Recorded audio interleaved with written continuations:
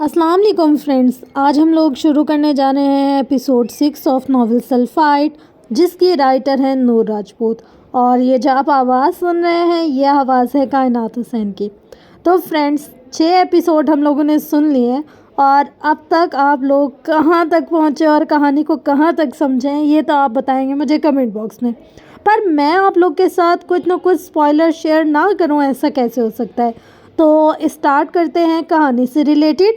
Friends ये कहानी जो है ना ये रिलीजन बेस भी है और ये इश्क मोहब्बत वाली भी है और ये गुर्बत से अमीरी के सफ़र वाली भी है और ये नसीब और तकदीर के हवाले से भी है। बहुत ज़बरदस्त कहानी है फ्रेंड्स। जब आप इसको सुनेंगे ना तो आपको लगेगा कि यार वाकई आपको ये सुननी चाहिए थी। और मैं चाहती हूँ कि आप लोग मुझे ज़रूर सपोर्ट करें और मेरे चैनल को लाइक कमेंट शेयर सब्सक्राइब ज़रूर करें ताकि मुझे मोटिवेशन मिले और मैं आप लोगों के साथ मज़ीद इस तरीके की इंटरेस्टिंग सी कहानियाँ शेयर करती रहूँ। अच्छा फ्रेंड्स, इस कहानी का जो सबसे खूबसूरत पॉइंट है ना वो ये है कि जब ये लोग अपनी डिबेट करते हैं, कुरान और हदीस के हवाले से ये लोग बात करते हैं और तफसीर और ये सारी चीज़ें ना बहुत खूबसूरत है। कभी कभी ना बहैसियत मुसलमान हम लोग उलझ जाते हैं क्योंकि हमारे दरमियान इतने फ़िरके, इतने लोग, अलग अलग सोच, अलग अलग बात है कि हमें ना समझ में नहीं आता कि यार इसका अकीदा दुरुस्त है या हमारा अकीदा दुरुस्त है, ये सही बात कर रहा है या हम।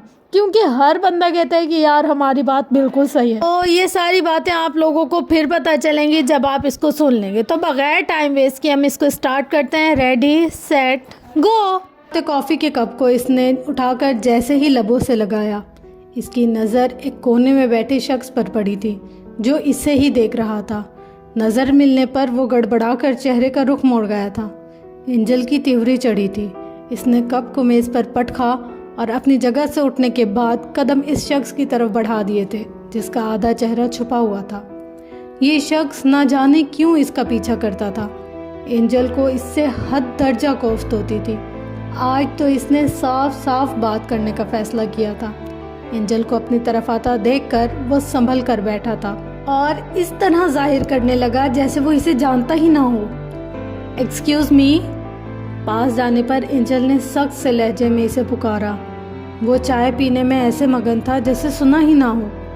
मिस्टर मून, आप गूंगे होने के साथ साथ बहरे भी हो गए हैं क्या? इसकी बात पर मून ने चौंक कर अपने सामने खड़ी एंजल को देखा था जो इस वक्त एंजल कम और डाइन ज़्यादा लग रही थी। मून ने इसके बहरा कहने पर बुरा सा मुंह बनाया था। यस, आंख से इशारा किया था कि बोलिए। आप मेरा पीछा क्यों करते हैं? मैं जहाँ जाऊँ आप वहाँ मौजूद होते हैं, वो गुस्से से पूछ रही थी। नो, मून ने नफ़ी में सर हिलाया जैसे कह रहा हो मैंने ऐसा कुछ नहीं किया। ओ, तो आप झूठ भी बोलते हैं। एंजल ने दोनों हाथों को ज़रा सा ऊपर उठाकर खालिस ब्रिटिश लहजे में कहा था। नो, मून ने फिर नफ़ी में सर हिलाया और होंठों पर आई मुस्कुराहट को मुश्किल से जब्त किया था। लिसन मिस्टर मून, अगर आप आइंदा मुझे अपने आसपास नज़र आए ना तो ये गरम गरम चाय का कप आपके मुंह पर गिरा कर जो आधा बचा हुआ चेहरा है ना वो भी जला दूंगी, या फिर वो जो सामने गुलदान नज़र आ रहा है ना वो उठाकर सर में मार दूंगी। समझ आई? इसकी धमकी सुनकर मून की आंखें हैरत से फटी की फटी रह गई थी। यही असल हकीकत है कि मेरी बेरुखी चाहत है, हुई मिसले कफस मुझको, मुझे तुमसे मोहब्बत है। बस इतनी बात कहने में लगे कई बरस मुझको। वो इतनी खतरनाक कब से हो गई थी, मून को हैरत हुई। समझ आ गई ना? इसके खामोश रहने पर एंजल ने दोबारा पूछा था। नो, वो एक बार फिर सर नफ़ी में हिला चुका था जबकि एंजल गुस्से से मुट्ठियां भींचती वहां से चली गई थी। इसके लंबे ओवरकोट के पीछे इंग्लिश में ब्रोकन एंजल लिखा था। I am so lonely broken angel, one and only broken angel. Jenny के साथ गाए गए गाने के अल्फाज इसके जहन में गूंज गए थे और फिर इसकी धमकी को याद कर कर वो खुलकर मुस्कुरा दिया था। तेरी दास्तान बेवफाई मेरे चेहरे पे रगम है, जिंदगी में सिर्फ सोजिश गम है। तेरी बेवफाई का गम, तेरी बेइतनाई का गम, तेरे मगरूर लहजे में झलकती हतक का गम। दिले बेताब की नारसाई का गम, पाकीज़ा जज्बात की रुसवाई का गम है मुझे तेरी बेरुखी का, तेरे अंदाज व अतवार की बेजारी का। गम है मुझे धड़कन थम जाने का, सांस रुक जाने का, खून जम जाने का। और गम है मुझे यूं जीते जी अपने मर जाने का, जीते जी अपने मर जाने का। वो 12 साल का था जब पहली बार पुलिस ने इसे गिरफ्तार किया था। वजह ये थी कि वो कब्रिस्तान में मौजूद था और मरहूमा सैयदा आयशा जबील की कब्र को खोदते हुए पकड़ा गया था। बहुत बार पूछने पर भी इसने कुछ नहीं बताया था। सर, बच्चा है वो, कब्र इसकी माँ की है, शायद माँ की मोहब्बत में इसे देखने के लिए इसने ऐसा किया हो। एक सिपाही के कहने पर पुलिस इंस्पेक्टर ने इस बात में सर हिलाया था और फिर अपनी गाड़ी में बिठाकर वो इसे सैयद हवेली छोड़ गए थे। और आज फिर वो इसी पुलिस स्टेशन में मौजूद था, पूरे 2 साल बाद। क्या मैं पूछ सकता हूँ कि रात के इस पहर तुम कब्रिस्तान में क्या कर रहे थे? पुलिस इंस्पेक्टर ने अपने सामने बैठे 14 साल लड़के से पूछा, जो सर झुकाए बैठा था। जवाब दो। उसके कुछ ना बोलने पर पुलिस इंस्पेक्टर ने दोबारा पूछा। इसने सर उठाकर एक नज़र इंस्पेक्टर को देखा और फिर कुछ गुनगुनाना शुरू कर दिया था। इंस्पेक्टर को लड़के पर बेतहाशा गुस्सा आया। मैं तुमसे पूछ रहा हूँ, जवाब दो, नहीं तो। क्या नहीं तो? लड़के के चेहरे पर एकदम नागवारी उभरी। जो पूछा है इसका जवाब दो। क्यों किया तुमने ऐसा? क्या है ऐसा इस कब्र में जो तुम रोज वहां जाते हो?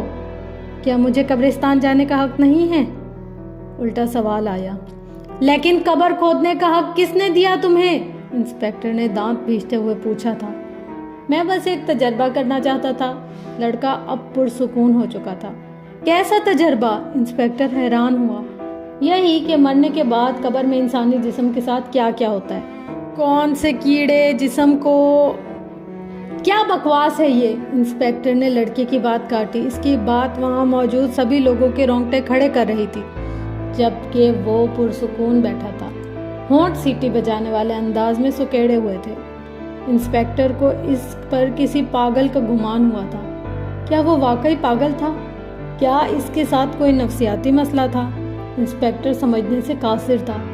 मिस्टर जबील को फोन किया जाए, आज उन्हें मैं बताऊंगा कि उनका बेटा क्या कर रहा है।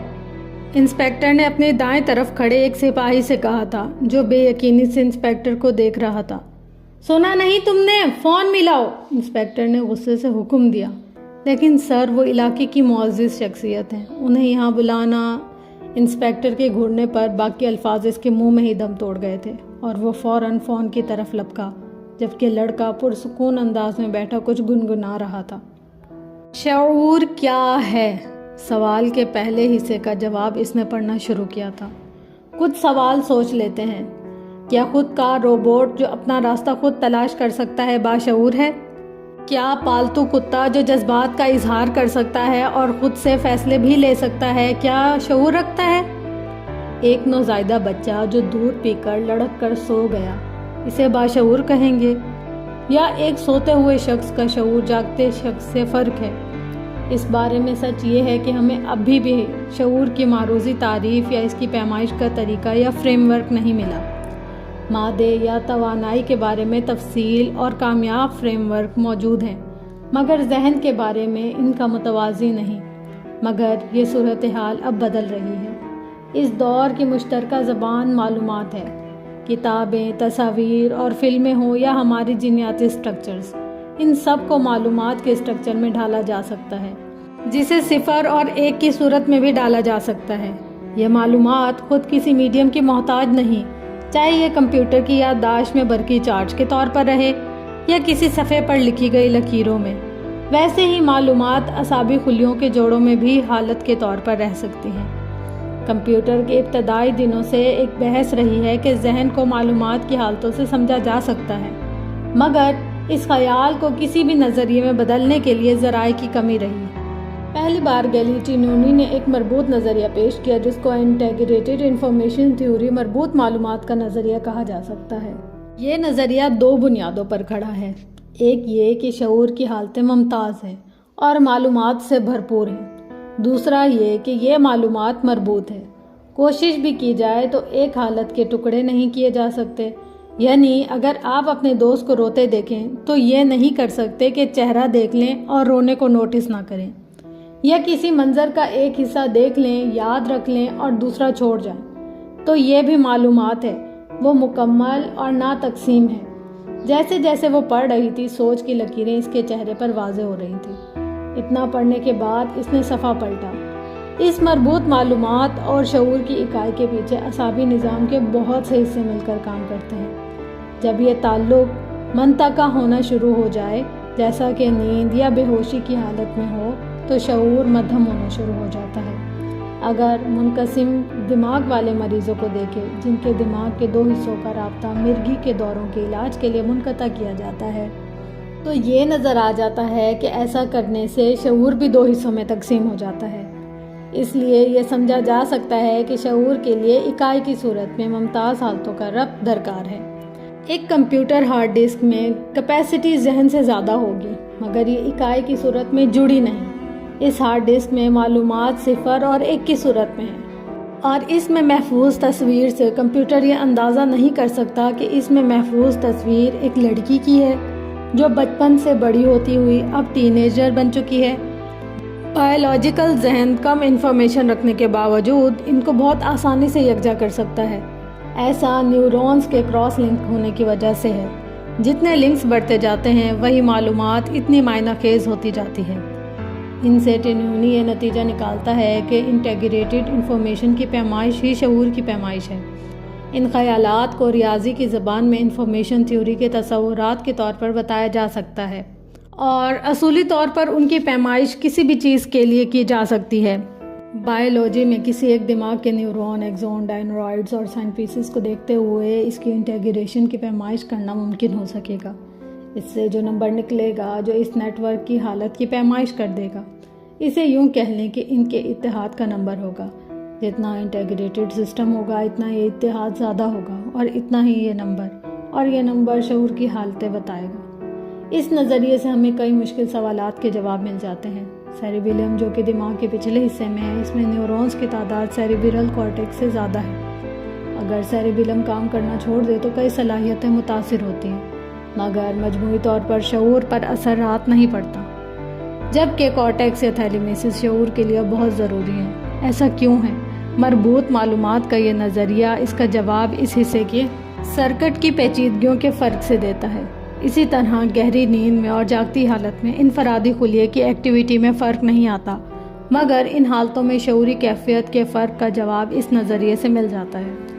اس نظریے سے یہ بھی واضح ہو جاتا ہے کہ شعور کے لیے نہ ہی کوئی آؤٹ پٹ، یہ خود اپنے اندر ایک ڈائنامک اینٹیٹی ہے، اور اسی میں کینسر کے مریض کی تکلیف، بچپن کی یادیں اور مراقبہ کرتے شخص کا سکون پایا جاتا ہے۔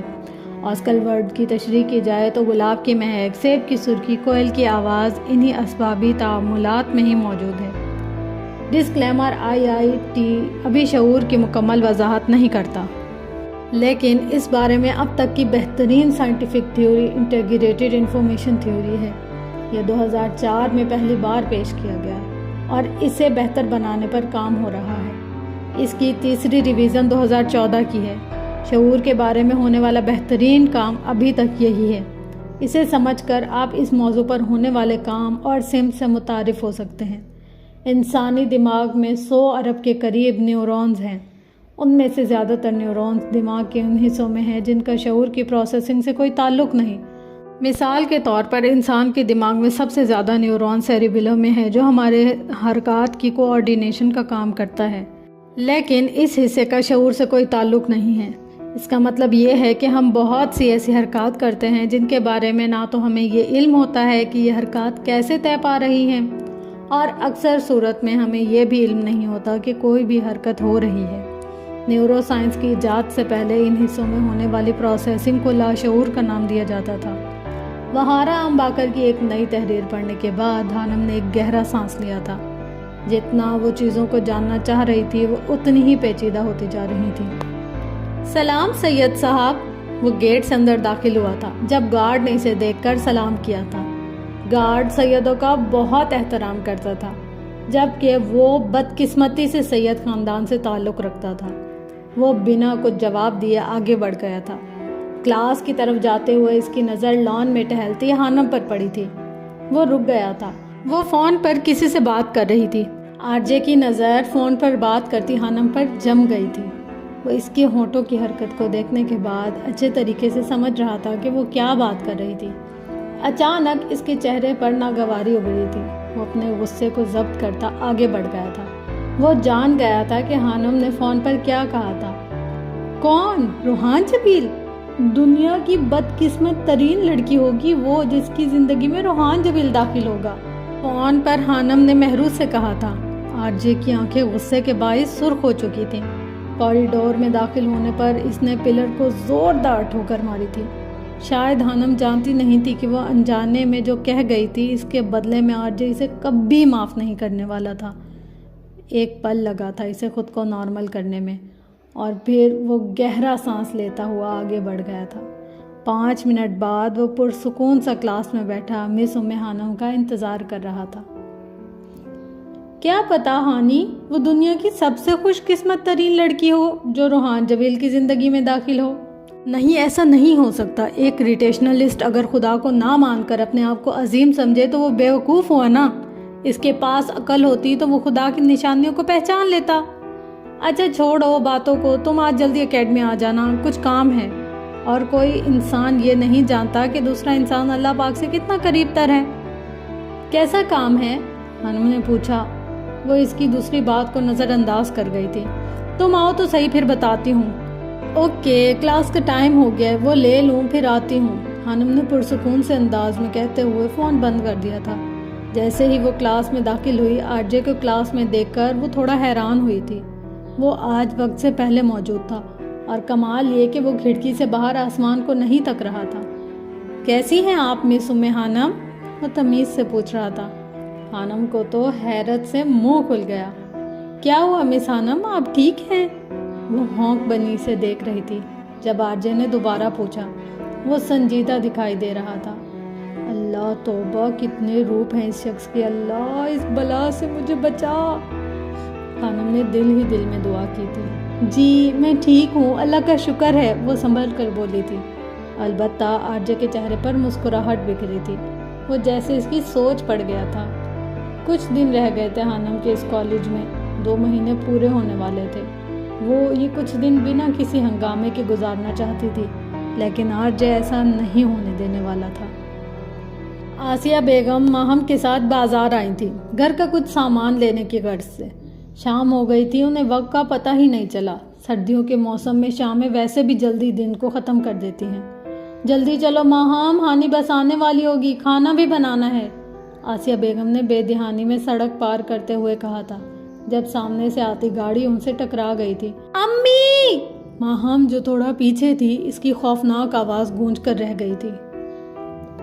वो गेट से बाहर निकली थी। बेध्यानी में रास्ते में पड़े हुए पत्थर से इसका पांव टकरा गया था। हस्बी अल्लाह, हानम बड़बड़ाई थी। जाने क्यों इसका दिल घबरा गया। एकदम से सख्त गुस्सा आया हुआ था। मेहरू ने इसे जल्दी आने का कहा था और वो खुद आई ही नहीं थी। अंधेरा होना शुरू हो गया था। ठंड की शिद्दत में भी इजाफा हो रहा था। वो जल्द अज जल्द अब घर पहुंचना चाहती थी। वो अपने कमरे में लेटा था। बाहर से इसे शोर की आवाज़ें आ रही थी। मिक्की खाना बना रहा था और आरजे अच्छे से जानता था कि आज किचन की खैर नहीं। वो अभी बेड से नीचे उतरा ही था कि जब चिंगारते मोबाइल ने इसकी तवज्जो अपनी तरफ मबजूल करवाई। मोबाइल की स्क्रीन पर नंबर देखकर इसके होंठों पर मुस्कुराहट फैल गई। कैसे हो शामू काका?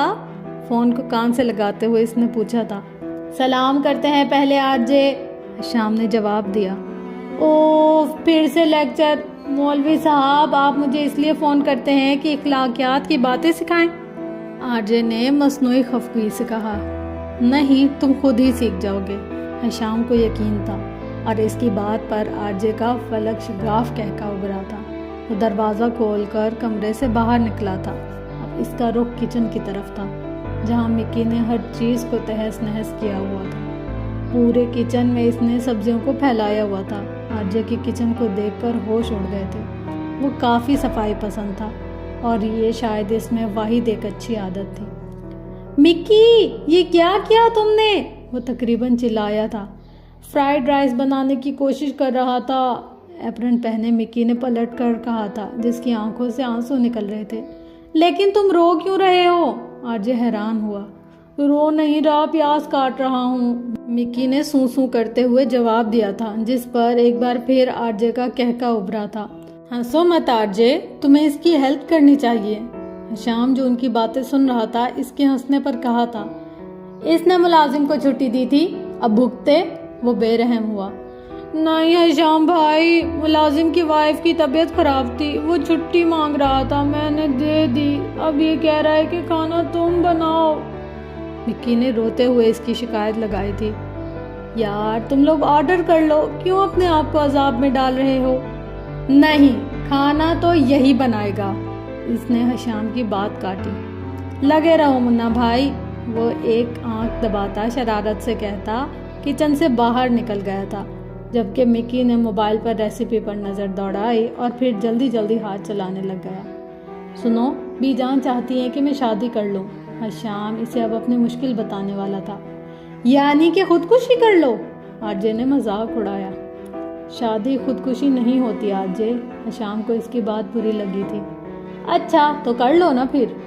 मुझे अभी बहुत कुछ करना है, मैं चाहता हूँ कि तुम शादी करके बीजान की ये ख्वाहिश पूरी कर दो। हशाम ने साफ बात की। व्हाट? आरजे को झटका लगा। वो हशाम की बात पर हंसा और फिर हंसता ही चला गया। तुम्हें लगता है शामू काका कि मैं इतना बेवकूफ़ हूँ जो दूसरों की ख्वाहिशात पूरी करने के लिए शादी कर लूँगा? Very interesting. तुम तो कुछ भी कर सकते हो ना। हशाम ने इसकी बात इसे याद दिलाई थी। लेकिन वो काम जो मैं करना चाहूँ, और वैसे भी आजकल के दौर में शादी की क्या ज़रूरत है? 3-4 नाम की बीवियाँ तो मैं वैसे ही एक वक्त में रख सकता हूँ। वो महजूज होते हुए बोला था। अब तुम शादी का भी मजाक उड़ाओगे? हशाम नाराज़ हुआ। लेकिन कोई शादी के लायक हो तब ना, और एक ही औरत के साथ सारी ज़िंदगी गुजारने का सोचने से ही मेरा दम घुटता है। शादी में ज़रूर करूँगा, अपनी पसंद से, और 3-4 लड़कियों से करूँगा। वो इसे अपने इरादों से आगाह कर रहा था। वैसे आरजे तुम ना कोई बहुत ही घटिया और जलील इंसान हो। आरजे ने इसकी बात उचकी थी और फिर खुद ही अपनी बात पर कहका लगाया था। तुमसे बात करना फजूल है। हशाम को अफसोस हुआ था। यानी तुम 3-4 लड़कियों की ज़िंदगी बर्बाद करोगे? हशाम ने सवाल किया था। कौन? रोहान जबील? दुनिया की बदकिस्मत तरीन लड़की होगी वो, जिसकी ज़िंदगी में रोहान जबील दाखिल होगा। उम्मे हानम के अल्फाज इसकी समाअत में गूंजे थे। इसके होंठों पर फैली मुस्कुराहट एकदम सिमटी थी। लेकिन तुमसे बात करके मैं अच्छा खासा फ्रेश हो जाता हूँ, क्योंकि तुम बातें ही ऐसी करते हो। रोहान जबील वाकई हशाम जबील की बातों पर बहुत ज़्यादा हंसता था। और जहाँ तक बात है लड़कियों की ज़िंदगी ख़राब करने की, लड़कियाँ तो अब भी खुद मेरे पास बर्बाद होने आती हैं। अलबत्ता शादी का भी मैंने सोचा नहीं। वो अचानक संजीदा हो गया था। और सुनाओ, हवेली कब जा रहे हो? बीजान याद कर रही थी तुम्हें, जबकि हशाम ने बात पलट दी थी। आते हुए इसके मोबाइल पर रिंग हुई थी, जिससे इसका ध्यान भटका और गाड़ी सामने सड़क पार करते हुए किसी से टकरा गई। आप ठीक हैं? वो घबरा कर गाड़ी से बाहर निकला था और फिर सामने मौजूद शख्सियत को देखकर वो दंग रह गया था। आसी? वो बड़बड़ाया। माहम हाथ में पकड़े शॉपर एक तरफ रखते हुए आसिया बेगम की तरफ बढ़ी थी। गाड़ी ने बस हल्का सा छुआ था। सेठ हमदान ने बर वक्त ब्रेक लगा ली थी। आप ठीक हैं अम्मी? माहम एकदम डर गई थी। लोगों का हजूम उनके गिर्द जमा हो गया था। हाँ मैं ठीक हूँ। आसिया बेगम ने उठने की कोशिश की थी, लेकिन टांग में एक टीस सी उठी थी। आपको नजर नहीं आता? जब ड्राइविंग नहीं आती तो रोड पर क्यों निकलते हैं आप लोग? माहम इस शख्स को देखते हुए चीखी थी। आसी तुम ठीक हो? सेठ हमदान जैसे ट्रांस से बाहर आया और आसिया बेगम की तरफ बढ़ा था। वो इसे पहचान गया था। इतने सालों बाद भी वो इसे एक पल में पहचान गया था। और यही हाल आसिया बेगम का हुआ था जब उन्होंने अपने सबसे अच्छे कज़न को इतने सालों बाद देखा था।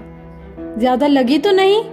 वो पास बैठते हुए पूछ रहा था, जबकि माहम होंक बनी दोनों को देख रही थी।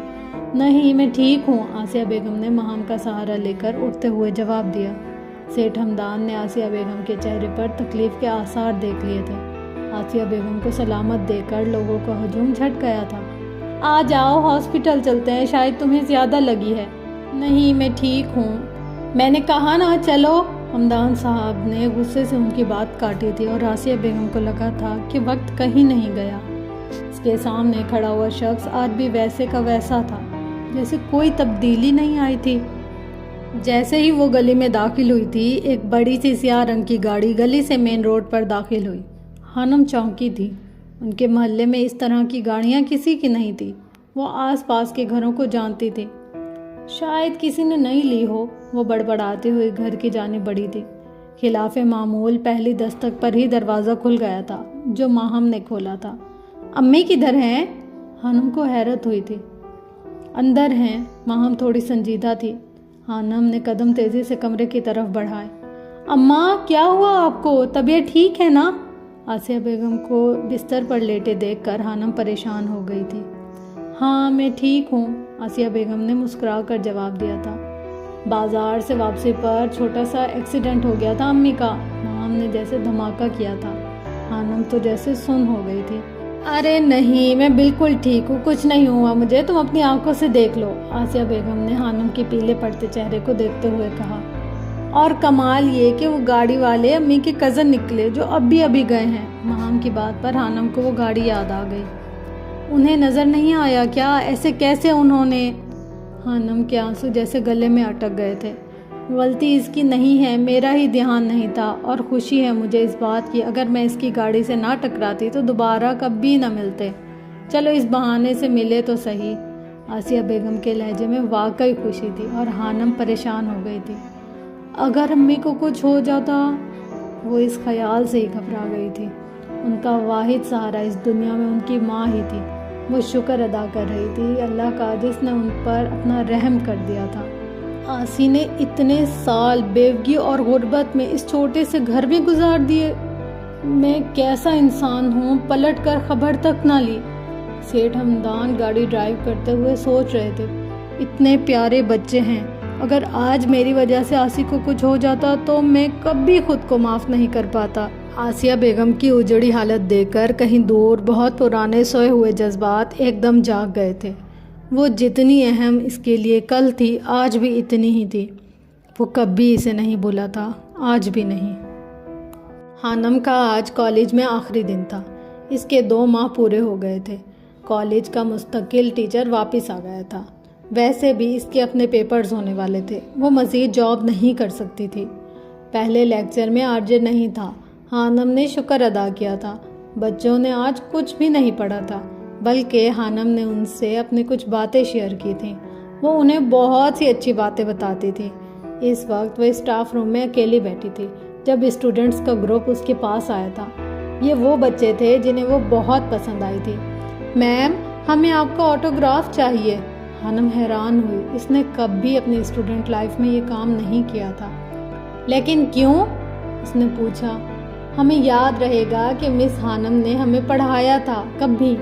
ان کی عجیب و غریب خواہش پر خانم نے ان کی ڈائری پر کچھ اقوال لکھ کر اپنا نام لکھ دیا تھا۔ سب چلے گئے تھے، حفصہ رہ گئی تھی۔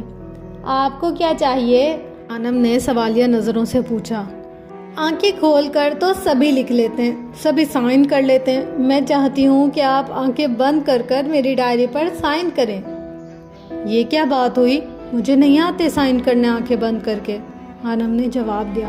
پلیز میم پلیز، آپ میرے لیے اتنا نہیں کر سکتی، اتنی سی گزارش قبول کر لیں، حفصہ نے منت کی۔ ٹھیک ہے مجھے قبول ہے، لاؤ کدھر کرنے ہیں سائن؟ خانم نے کچھ نہ سمجھتے ہوئے زبردستی مسکراہٹ چہرے پر لا کر حامی بھری تھی۔ جتنے صفحات پر میں کہوں گی آپ نے اتنی بار سائن کرنا ہے، حفصہ نے کہتے ہوئے اپنی ڈائری آگے بڑھائی۔ خانم نے آنکھیں بند کر کے پہلے صفحے پر سائن کیا۔ بس؟ نہیں میم، اور بھی کرنے ہیں۔ وہ نہ جانے کتنی جگہ پر اس سے سائن لے چکی تھی۔ اب کھولوں آنکھیں؟ جانے کیوں خانم کو عجیب سا محسوس ہوا تھا، اس کی چھٹی حس نے کوئی الارم بجایا تھا۔ حفصہ نے کوئی جواب نہیں دیا تھا۔ کھول لیں آنکھیں مس ام خانم؟ وہ آواز اسے کرنٹ کی طرح لگی تھی۔ خانم نے جھٹ سے آنکھیں کھولی تھی۔ سامنے روحان جبیل کھڑا تھا، زہریلی مسکراہٹ لیے۔ خانم کو کچھ غلط ہونے کا احساس ہوا تھا۔ اس کے ہاتھ میں کچھ کاغذات تھے۔ تم یہاں کیا کر رہے ہو؟ وہ دبی دبی آواز میں چلائی تھی۔ रिलैक्स टीचर जी, ये देखें, बकौल आपके मैंने आपको दुनिया की बदकिस्मत तरीन लड़की बना दिया। आरजे ने वो कागज़ इसकी जानिब बढ़ाए।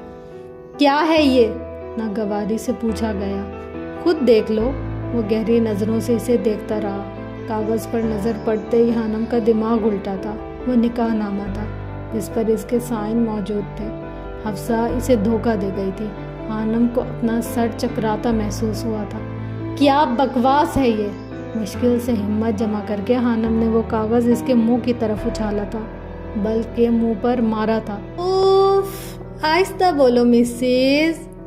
तुमने ही कहा था ना दुनिया की बदकिस्मत तरीन लड़की होगी जिसकी किस्मत में रोहान जबील दाखिल होगा। लो, अब मैंने तुम्हें ही बदकिस्मत बना दिया। वो आंख दबाते हुए बोला था और फिर टांग पर टांग जमाकर आराम से सोफे पर बैठ गया था। हानम को तो इसकी बात सुनकर ठंडे पसीने आ गए थे। उसने चारों तरफ देखा और शुक्र किया कि वहाँ कोई मौजूद नहीं था। अपनी बकवास बंद करो। मैं अभी प्रिंसिपल को बताती हूँ तुमने इंतहाई शर्मनाक हरकत की है। हानम का दिल कर रहा था कि वो इसे मार डाले। इसका दिल डूब रहा था। और तुम्हें क्या लगता है वो तुम्हारा यकीन करेंगी? वो हंसा था, जबकि हानम को समझ नहीं आ रहा था कि क्या करे। तुम्हारी बकवास से मुझे कोई लेना देना नहीं। हानम ने कदम बाहर की जानिब बढ़ाए। निकाह हो गया है हमारा मिसुम हानम, वो सुकून से कहता इसे आग लगा गया था। हाँ, निकाह कोई बच्चों का खेल है जो साइन करने से हो जाएगा? वो मजाक उड़ाने वाले लहजे में बोली थी। लड़की की रजामंदी चाहिए होती है ना, वो मुझे मिल गई। आरजे ने निकाहनामे की तरफ इशारा किया जिसे वो नीचे से उठा चुका था। और तुमने भी कबूल कर लिया है? ठीक है, मुझे कबूल है। किधर करने हैं साइन?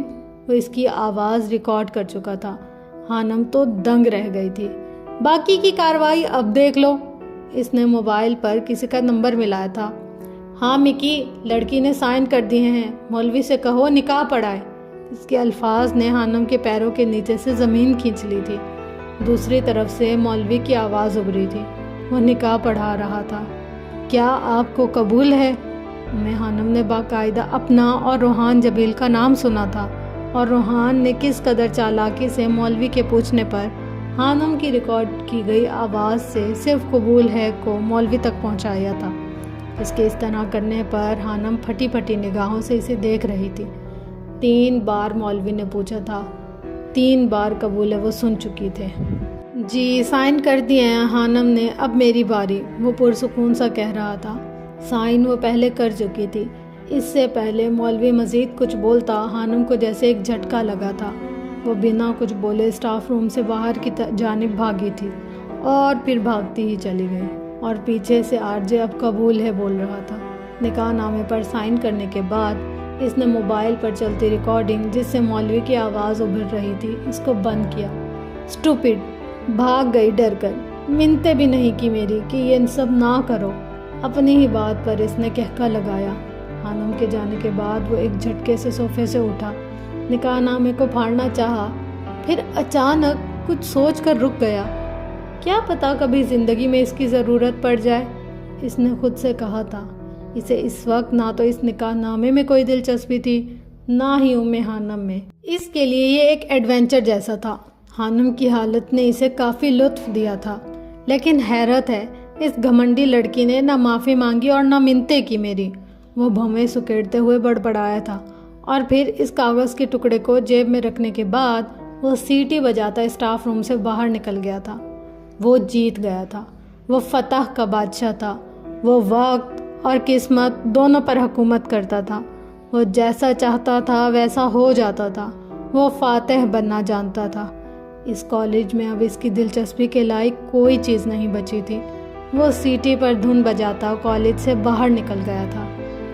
हानम को अपना दिमाग माऊफ होता महसूस हो रहा था। इसे रोहान जबील से इस दर्जा पागलपन की उम्मीद नहीं थी। अगर इसे पता होता कि वो ऐसा करेगा तो वो इसकी लाइफ पार्टनर के बारे में कभी ऐसी बात नहीं करती। लेकिन अब क्या होगा? इसका दिल बुरी तरह से डर रहा था। अल्लाह, अब क्या होगा? वो बहुत परेशान थी। दिल बैठा जा रहा था। अगर इसने प्रिंसिपल को बता दिया और कोई और कहानी सुना दी तो सब मुझे बुरा समझेंगे। वसवसे इसे खाए जा रहे थे।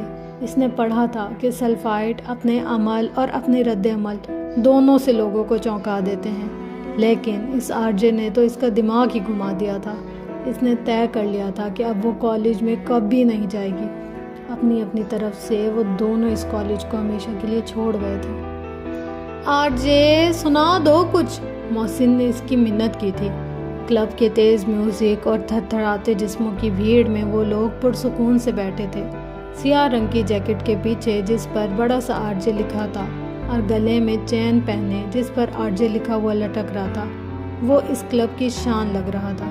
اس نے مکی کو لڑکیوں کے جھرمٹ میں گھرا دیکھا تھا۔ اس کے دیکھنے پر مکی نے ایک آنکھ دبا کر اسے آنے کا اشارہ کیا تھا، لیکن نہ جانے کیوں آج نہ تو اسے نشہ چڑھ رہا تھا اور نہ ہی یہاں کوئی لڑکی اسے متاثر کر رہی تھی۔ وہ پہلے بھی ایسا ہی کرتا تھا، اسے کچھ متاثر نہیں کر پاتا تھا، لیکن آج تو حد ہی ہو گئی تھی۔ یار میرا موڈ نہیں ہے۔ گلاس کے کنارے پر انگلی پھیرتے ہوئے آر جے نے محسن کو انکار کیا تھا۔ اسے اتنا سنجیدہ دیکھ کر مکی اس کی طرف آیا تھا۔ کیسا رہا تمہارا نکاح؟ وہ خباثت سے دانت نکالے پوچھ رہا تھا۔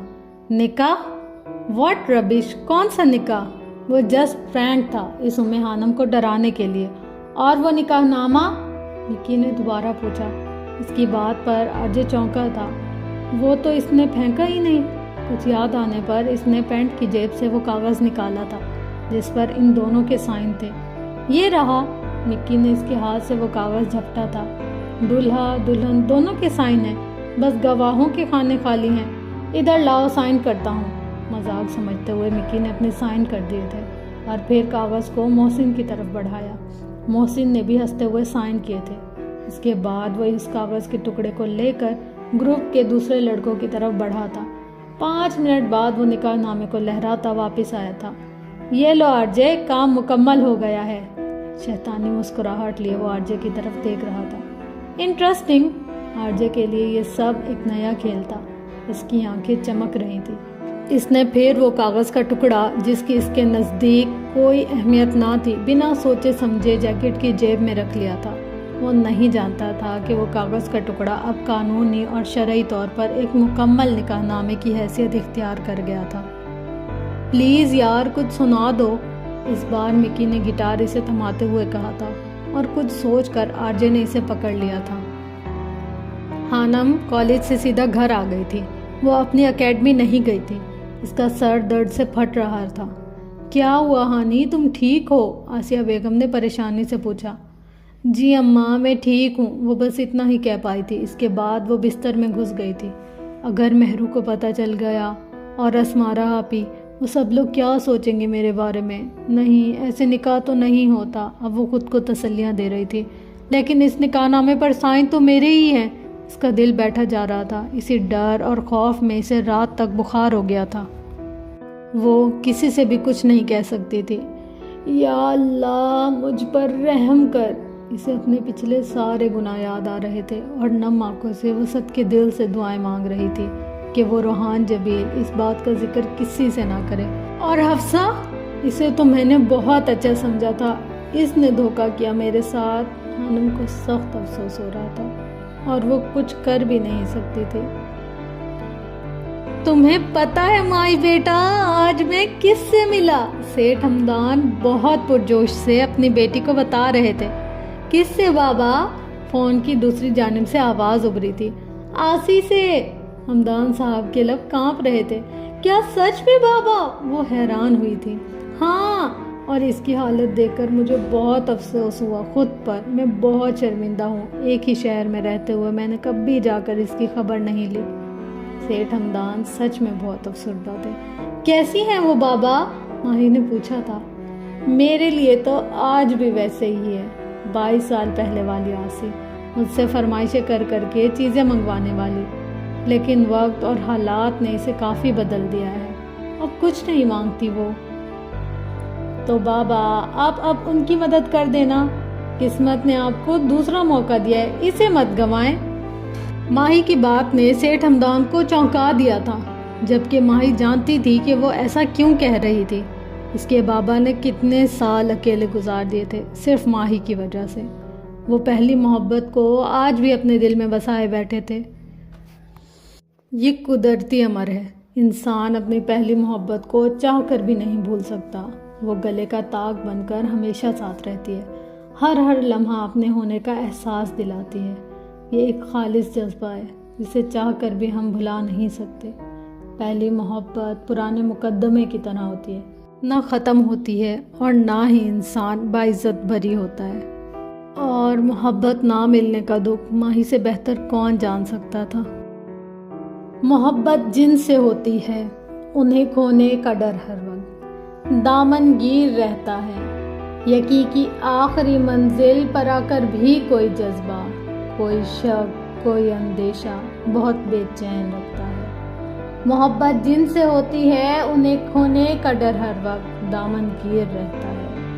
کہیں یہ وصل کے لمحے بدل جائیں نہ فرقت میں، کہیں یہ قرب کی گھڑیاں جدائی میں نہ ڈھل جائیں، کہیں ایسا نہ کوئی اسے بدگماں کر دے، کہیں ایسا نہ ہو وہ مہرباں آنکھیں بدل جائیں، کہیں ایسا نہ ہو یہ گرم جوش سرد پڑ جائے، تپا کے جہاں سے ملنے کی روش یخ بستہ ہو جائے، ادائے دل برانہ بے رخی کا روپ دھاڑ لے اور دل کا درد بن جائے۔ محبت جن سے ہوتی ہے انہیں کھونے کا ڈر ہر وقت دامن گیر رہتا ہے۔ کبھی محفل میں سب کے سامنے وہ احتیاطاً بھی نظریں چرا جائے تو دل پر چوٹ لگتی ہے، آنسوؤں کا می برستا ہے۔ کبھی مصروفیت میں فون کی گھنٹی کا وہ نوٹس نہ لے اور رابطے کا سلسلہ موقف ہو جائے، دل دھڑک اٹھتا ہے۔ کیا جانے کیا ہو گیا اس کو، توجہ میں کمی کیوں آ گئی، کیوں اس کی جانب ایک سناٹا سا چھایا ہے، جو اپنا اس قدر اپنا تھا آخر کیوں پرایا ہے۔ محبت جن سے ہوتی ہے انہیں کھونے کا ڈر ہر وقت دامن گیر رہتا ہے۔ محبت جن سے ہوتی ہے۔ سنو آرجے، تم نے دوبارہ مس ام خانم کو تنگ تو نہیں کیا؟ حشام لیپ ٹاپ کی اسکرین پر نظر آنے والے آرجے سے پوچھ رہا تھا۔ حشام کی بات سن کر وہ چونکا تھا۔ کیا بات ہے شامو کاکا، ویسے تو تمہیں لڑکیوں کے نام یاد نہیں رہتے اور مس ام خانم تمہیں بڑی یاد ہے، آرجے شرارت سے کہہ رہا تھا۔ کیونکہ میں تمہیں اچھے سے جانتا ہوں، بتاؤ تنگ تو نہیں کیا نا؟ حشام کو نہ جانے کیوں فکر ہو رہی تھی۔ وہ اتنے دنوں سے پوچھنا چاہ رہا تھا لیکن ہمت نہیں ہوئی۔ وہ جانتا تھا کہ آرجے کتنا چالاک ہے۔ نہیں، تنگ نہیں کیا، بس بھگا دیا ایک چھوٹا سا ڈرامہ کر کے۔ کیسا ڈرامہ؟ حشام چونکا۔ پھر کبھی بتاؤں گا شامو کاکا، مجھے ابھی کچھ کام ہے۔ اس سے پہلے حشام کچھ کہتا وہ آف لائن جا چکا تھا۔ پتہ نہیں اب اس نے کیا کیا ہوگا اس معصوم کے ساتھ۔ حشام کو فکر ہو رہی تھی لیکن وہ کچھ نہیں کر سکتا تھا۔